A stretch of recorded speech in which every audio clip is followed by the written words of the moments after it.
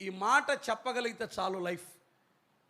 నేను ఇక్కడ ఎందుకున్నానంటే కేవలం నా ప్రభువైన యేసుక్రీస్తుని బట్టి. నేను మళ్ళీ చెప్తున్నాను, పదవులు కాదు, అవకాశాలు కాదు, పెద్దరికాలు కాదు, వేదికలు కాదు, పాటలు కాదు, సంగీతం కాదు, మరొకటి కాదు.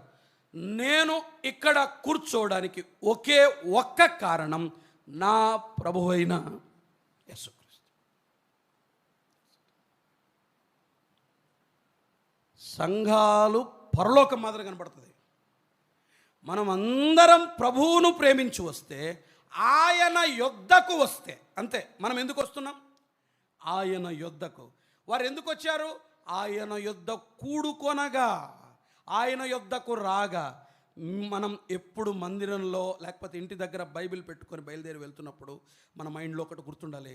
ఏంటది అంటే, మేము ఆయన యొద్దకు వెళ్తున్నాం. వాక్యం చెప్పడానికి వెళ్తున్నాం, పాటలు పాడడానికి వెళ్తున్నాం, పరిచయం చేయడానికి కాదు. ఎందుకు వస్తున్నాం మనం?